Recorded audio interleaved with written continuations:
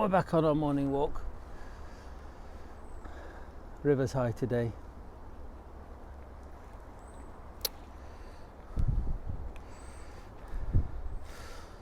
Pilgrim could no longer be silent. He told his family what he had learned from the book and how it troubled him.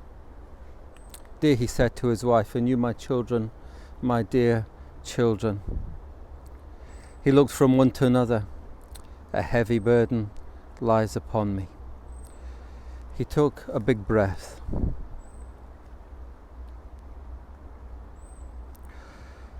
"You see, I've learned from our city that our city will be burned with fire from heaven, and I'm afraid we're all doomed, even you, my sweet children, unless I find some way of escape, but I haven't found it." His wife and his children didn't believe a word of it.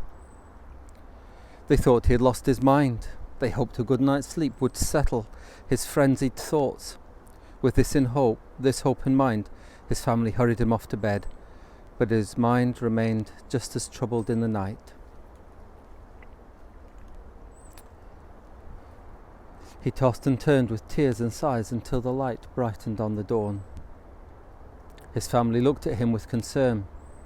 They could see he hadn't slept. "It's worse and worse," he said, and started to talk to them about what he had learned in the book. At first they tried to console him, but as he went on, their faces hardened with anger. Finally, they'd had enough and answered him with gruff and harsh words. Sometimes they even ridiculed him. At other times they scolded him. And then they just ignored him. Old Pilgrim here is being described by Bunyan, and with the troubled thoughts in his head, and his family just don't understand it. And though he shares what he's learned in the book, they don't get it. They think he's gone mad, a religious frenzy, a delusion, and so they hope that he'll sleep it off, but he doesn't. They hope he'll walk it off, but he doesn't. At first they're kind and they patronize him, and then they just scold him. As John Bunyan writes his book, he writes the experience of many people. You see, when someone begins to read the Bible and it starts to have an effect on them, it surprises them that it doesn't affect others in the same way. The truth that grips their mind, and if you're a Christian, that grips your heart and your soul, to others sounds like madness and a delusion. People hope that it'll just go away or it'll wear off, but actually it's deep truth.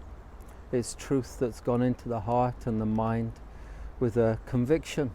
The Bible tells us that that's because the Holy Spirit's at work. And so if you're a Christian, don't be surprised that people think you've lost your mind. And if you're not a Christian, well, when you come across a Christian, they've not lost their mind.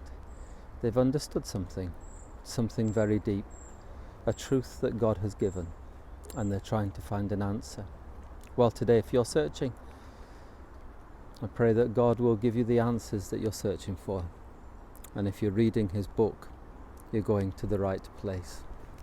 Even if your family, your friends think you're a bit mad, carry on and keep searching. Well, from me and my little friend, are you there, my little friend? Have a good day.